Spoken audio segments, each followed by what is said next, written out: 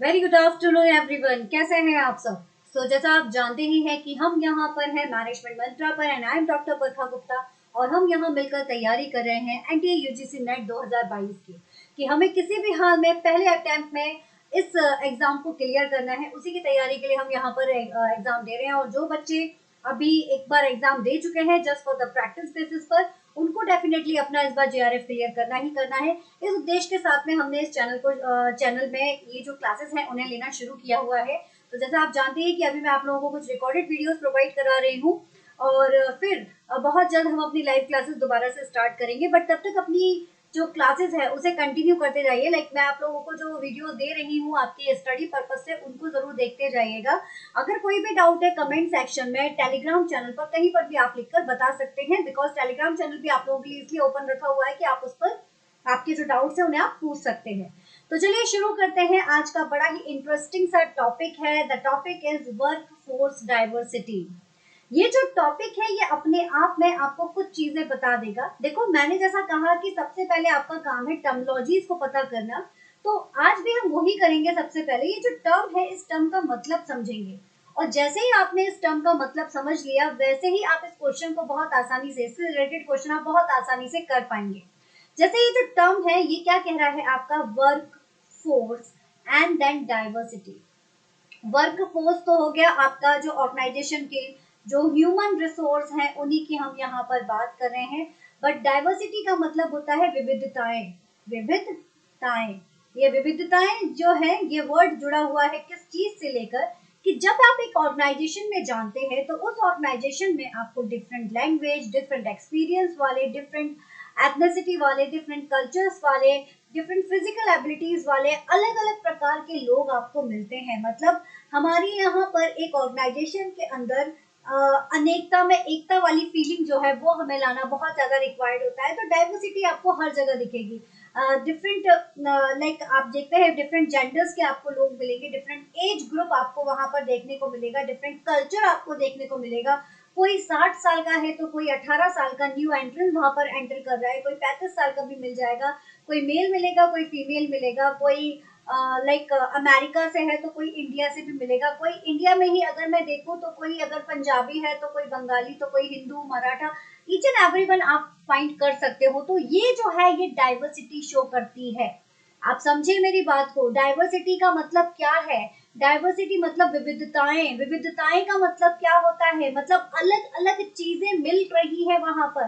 तो आपका जो वर्क फोर्स है उस वर्क फोर्स में भी आपको अलग अलग चीजें मिल रही हैं, है ना। जो आपके वर्क फोर्स यानी कि जो आपके एम्प्लॉइज हैं उसमें अलग अलग चीजें आपको मिल रही हैं, वही चीज आपकी डाइवर्सिटी कहलाती है।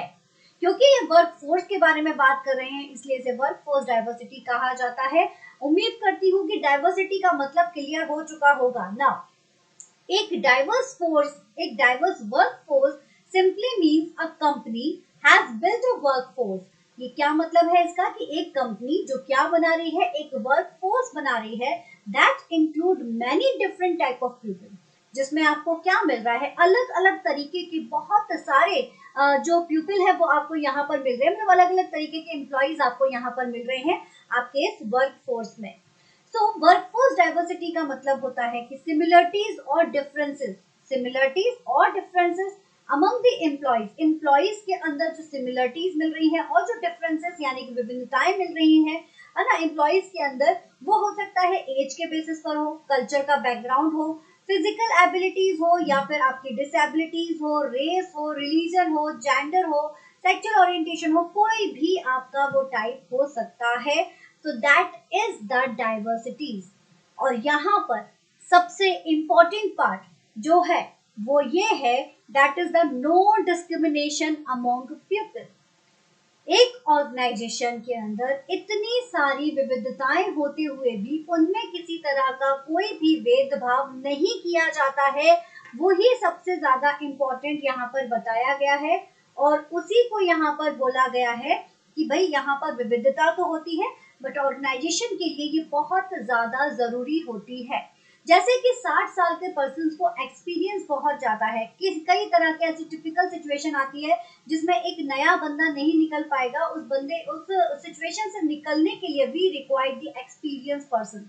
तो हमें उसके लिए जो कंपनी में हाईली एफर्ट वाले जो पर्सन है, जो बहुत ज्यादा लाइक ऐसे जो लोग हैं जो बहुत ज्यादा अच्छी पोजीशन पर या फिर कई समय से हमारी ऑर्गेनाइजेशन के साथ जुड़े हुए हैं, हमें उनकी रिक्वायरमेंट होती है। ठीक है, तो इसलिए एक ऑर्गेनाइजेशन के अंदर डिस्क्रिमिनेशन नहीं होता है। Now, best attainment of organizational goal with the help of workforce diversity is what we can get. We get the best attainment of organizational goal.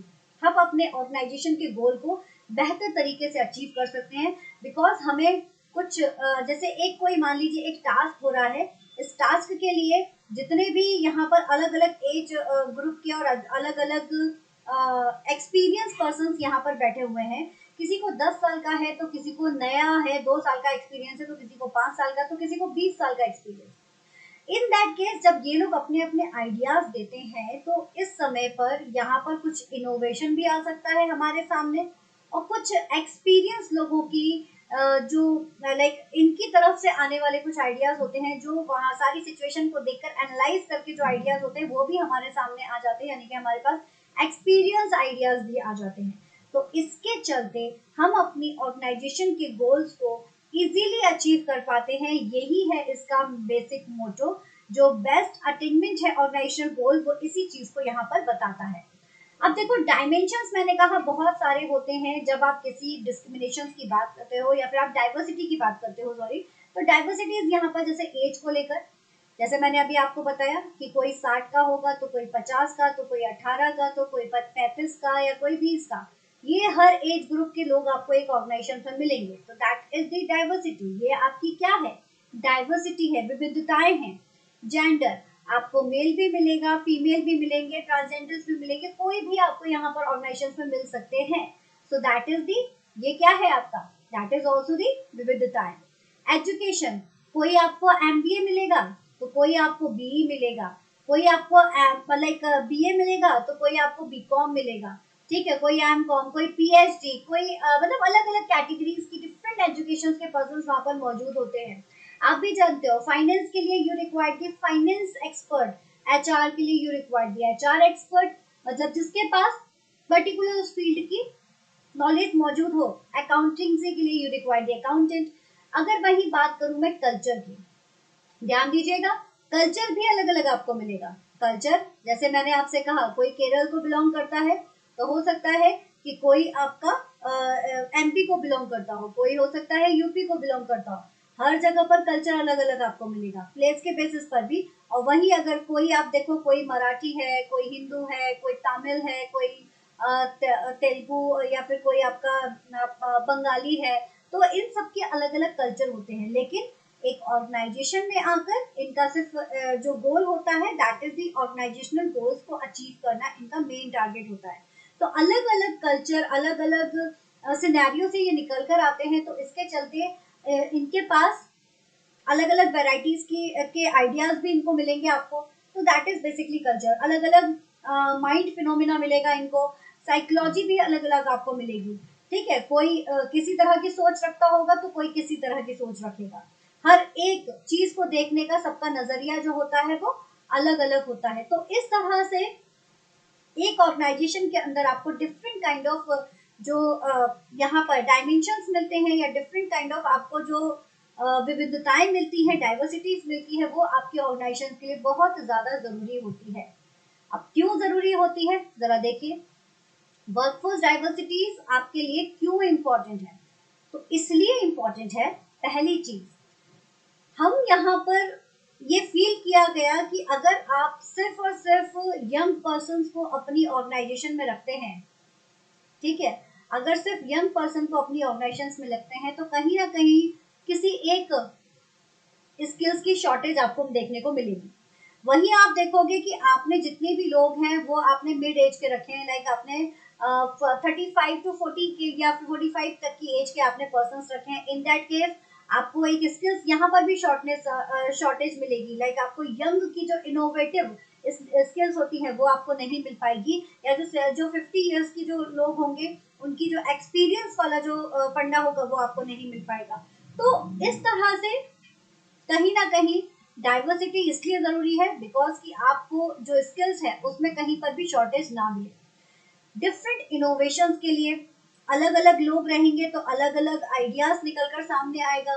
जैसे कहा कि डिफरेंट कल्चर होता है, तो किसी के घर पे हो सकता है कि कुछ डिफरेंट काइंड, जब आप एडवर्टाइजमेंट बनाते हैं, एक एडवर्टाइजमेंट एजेंसी अगर है तो वो इस चीज को ध्यान में रखती है कि हर जगह पर उसके एडवर्टाइजमेंट को पसंद किया जाए। तो वो कब होता है, जब वो सबको लेकर चलेगा। तो जब डिफरेंट काइंड ऑफ पर्सन अपने अपने आइडियाज देंगे तो उसका एक मिक्स जो निकल कर सामने आता है वो बहुत ही बेहतरीन हो सकता है और वो सभी को पसंद आ सकता है। तो ये इसलिए भी न्यू इनोवेशन के लिए जरूरी है। Engage and reflect the local communities. अगर सभी लोग लाइक आपको जैसा मैंने अभी इनोवेशन के केस में बताया उसी तरह से ये सभी को एक साथ लेकर चलेगा, लोकल कम्युनिटीज इनको पसंद करेंगे क्योंकि डाइवर्सिटीज आपको यहाँ पर मिल रही है, विविधताएं आपको यहाँ पर मिल रही है। एम्प्लॉय एंगेजमेंट, ये एक सबसे इम्पोर्टेंट पार्ट है गाइस, ये बहुत इंपॉर्टेंट है। एक्चुअली डाइवर्सिटीज की वजह से जो अलग अलग एम्प्लॉयज रहते हैं, जैसे अलग अलग कल्चर को बिलोंग कर रहे हैं, आपने अपने ऑर्गेनाइजेशन में एक ऐसा कल्चर बनाया है जो सबके लिए एक समान है और सबके लिए एक्सेप्टेबल होता है। तो ऐसे कल्चर में आकर किसी को कोई फर्क नहीं पड़ेगा कि वो किस जगह से बिलोंग करता है, और वो अपनी उस, ये मैनेजर की ड्यूटी होती है सबसे ज्यादा कि मैनेजर क्या करेगा ना, उन लोगों को इंगेज करा देगा। मैनेजर ये कहेगा कि नहीं, you are the part of that organisation, और वो हर किसी से अलग अलग तरीके से सजेशंस लेता रहता है। तो एम्प्लॉय भी फील करते हैं कि yes we are the part of that particular organisation. तो एम्प्लॉय इंगेजमेंट भी बहुत जरूरी है। ब्रांड की रेपुटेशन बनती है, बिकॉज जहाँ डाइवर्सिटी होगी वहां पर शो होता है कि अनेकता में एकता की झलक दिख रही है। तो डाइवर्सिटीज आपको यहाँ पर बेस्ट पार्ट पे दिखाई देगा। फाइनेंशियल परफॉर्मेंस ऑटोमेटिकली आपको दिखेगा कि किस तरह से आप अगर इम्प्रूव करना चाहते हैं तो फाइनेंशियल परफॉर्मेंस के लिए भी डाइवर्सिटीज आपके लिए बहुत ज्यादा इम्पोर्टेंट है। तो they are the basic reason जिनकी वजह से हम डाइवर्सिटी को इतना ज्यादा महत्व दे रहे हैं। इवन अगर मैं आज की बात करूं तो आज की जनरेशन तो डाइवर्सिटीज को लेकर बहुत आज की जो कंपनीज हैं या पुरानी भी कंपनी उठा लो, बट डाइवर्सिटीज आपको हर जगह पर मिलेगी। इवन ये जो टॉपिक आप पढ़ रहे हो ना, वो इसलिए पढ़ रहे हो कि आज के समय पर लोग डाइवर्सिटी को और ज्यादा फोकस कर रहे हैं। दे वांट कि मैक्स टू मैक्स डाइवर्सिटी हमारे पास मिले, वर्कफोर्स में डाइवर्सिटी मिले, because we want a different kind of achievement. हमें एक अलग तरीके का अचीवमेंट चाहिए और उसके लिए हमको डिफरेंट काइंड ऑफ आइडियाज चाहिए, और वो आइडिया तभी आएंगे जब डिफरेंट काइंड ऑफ पर्सन आपके पास आएंगे। So that is the workforce diversity. अब एक छोटा सा हम यहाँ देख लेते हैं कि भाई कुछ बेनिफिट्स भी मिलते हैं। डाइवर्सिटीज में आपको कुछ बेनिफिट्स भी मिल जाते हैं। कुछ बेनिफिट हैं जो हमारे एम्प्लॉयज को मिलते हैं, तो कुछ मिलते हैं हमारे एम्प्लॉयर को। ताली दोनों हाथों से बजती है, उसी तरह से डाइवर्सिटी भी एक हमारा ऐसा फंडा है जो दोनों को ही अट्रैक्ट करता है ना। कैसे अट्रैक्ट कर रहा है भाई, एम्प्लॉयज के लिए देखा जाए तो डाइवर्सिटी अगर होगी ना, अच्छा क्या होता है, प्रीवियस ईयर्स में आपके क्वेश्चन भी पूछे गए हैं स्टेटमेंट के फॉर्म में और असर्शन रीजन के फॉर्म में पूछे गए हैं। उनमें आपसे ना डायरेक्टली पूछा भी गया था कि मैनेजर है और आपके पास डिफरेंट काइंड ऑफ वेराइटीज के एम्प्लॉयज मौजूद हैं, और यहाँ पर मैनेजर की रिस्पॉन्सिबिलिटीज होती है। इस तरह का ही क्वेश्चन आया था कि वो कैसे उनके बीच पे एक प्रॉपर तालमेल बिठा के रखे, जिससे कि सभी जितने भी जो एम्प्लॉयज हैं वो सब एक साथ मिलकर सारे टास्क को कंप्लीट कर पाए। क्योंकि अगर फेवरेटिज्म दिखाया या फिर उन्होंने इसकी प्रॉपर ट्रेनिंग नहीं दी कि आपको साथ में रहकर कैसे काम करना है, how to build a team, तो उस केस में क्या होगा, या फेवरेटिज्म अगर दिखाते हैं तो उस केस में आपका जो टारगेट है दैट इज द ऑर्गेनाइजेशनल गोल, वो आप अचीव नहीं कर पाएंगे। गोल तभी अचीव कर पाएंगे जब ये सारी जो चीजें हैं ये आपको बेटर तरीके से शो होंगी।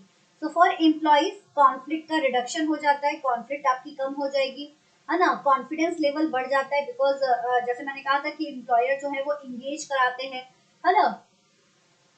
And boosting employee engagement, employees का ऑटोमेटिकली एंगेजमेंट जो है वो इंक्रीज हो जाता है। तो दे आर दी बेसिक जो यहाँ पर आपको शो होंगे एम्प्लॉयज के पर्सपेक्टिव से। और एम्प्लॉयर की दृष्टि से अगर देखा जाए तो यहाँ पर ये इजीली डील कर पाते हैं ड्राइवर के साथ में कि भाई कैसे हम अपने मार्केट में अपने आप को खड़ा कर पाए।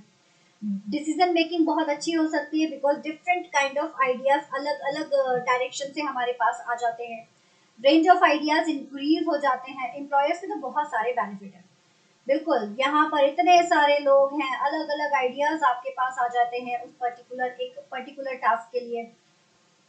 एम्प्लॉय इंगेजमेंट इंक्रीज हो जाएगा, कंपनीज की रेपुटेशन जो है वो इंक्रीज हो जाएगी, और रिक्रूटमेंट प्रोसेस बहुत ही सिंप्लीफाई हो जाएगी, बिकॉज आपका टास्क है कि आपको एक पर्टिकुलर अच्छे बंदे को सिलेक्ट करना है। और because we prefer the diversity, तो डाइवर्सिटी की वजह से आपकी जो लाइक आपको ये नहीं देखना है कि हिंदी आती है या इंग्लिश आती है, ये हमारा टारगेट नहीं है। हमारा टारगेट है कि उसका नॉलेज क्या है, उसकी नॉलेज पता है, तो लैंग्वेज हमारे लिए कोई मायने नहीं रखती, लैंग्वेज तो हम उसको वैसे भी सिखा लेंगे। ये वाला फंडा यहाँ पर होता है, इसलिए simplify the recruitment process. Recruitment process बहुत आसान हो जाती है, because we only need the capable person, है ना। फिर wider talent pool to choose from, हमारे पास, क्योंकि हमारे पास अब बाउंडेशन नहीं है कि हमको केरल का ही पर्सन लेना है या फिर हमको एमपी का ही लेना है। हम पूरी तरह से ओपन है पर्सन को चूज करने के लिए, तो टैलेंट पूल बहुत वाइडर हो जाता है ना। एंड यहाँ पर आप अपने कस्टमर्स को बहुत अच्छे से समझ सकते हो, और एम्प्लॉयज का टर्नओवर, यानी कि एम्प्लॉयज जो ऑर्गेनाइजेशन छोड़ कर जाते हैं वो भी काफी हद तक रिड्यूस हो जाता है, बिकॉज दे वो मतलब अपनी ऑर्गेनाइजेशन को पसंद करना शुरू कर देते हैं, और दे लीव टुगेदर। जो एम्प्लॉयर और एम्प्लॉयज का रिलेशनशिप है वो बहुत अच्छा यहाँ पर क्रिएट होता है। तो ये होती है हमारी वर्कफोर्स डाइवर्सिटी। अनेकता में एकता के नाम से भी आप इसको याद रख सकते हो। विविधताएं हर जगह पर मौजूद है, और यही विविधताएं जब आपके ऑर्गेनाइजेशंस के अंदर मौजूद होती हैं, उसे वर्कफोर्स डाइवर्सिटी कहा जाता है। उम्मीद करती हूँ ये टॉपिक आप लोगों को समझ में आ चुका होगा। कोई भी डाउट है कमेंट सेक्शन में पूछ सकते हो। जैसा मैंने बताया था, क्वेश्चन भी इसी तरह से आया था मैनेजर को लेकर, कि मैनेजर के पास किसकी रिस्पॉन्सिबिलिटी थी बेसिकली, कि वो ट्रेंड करे कि सारे के सारे एम्प्लॉयज जो हैं वो एक दूसरे के साथ अच्छी तरह से मिक्सअप होकर रह पाए, जिससे ऑर्गेनाइजेशन के गोल अचीव हो जाए। इसी तरह के स्टेटमेंट क्वेश्चंस वर्कफोर्स डाइवर्सिटी से जुड़े हुए आप लोगों को पूछे जाते हैं। So thank you so much guys, thank you so much. तो जल्दी जल्दी से आप लोग सेशन को लाइक कीजिए, शेयर कीजिए, सब्सक्राइब कीजिए, बेल आइकन को जरूर प्रेस कीजिए। और अगर टेलीग्राम ज्वाइन नहीं किया तो please join the Telegram, because वहां पर ही आपको क्लासेस की सारी डिटेल इन्फॉर्मेशन मिल जाएगी। आपकी तैयारी को आगे बढ़ाने के लिए मुझसे जितना बन पड़ेगा मैं आप लोगों के लिए करूंगी, बट आप लोगों को भी बस एक चीज ध्यान देनी है, बहुत सारी मेहनत करनी है। जो जो टास्क आपको दिए जा रहे हैं उन सारे टास्क को करते हुए आप लोग मेहनत करते जाइए, definitely you will get your target. Okay guys, all the best.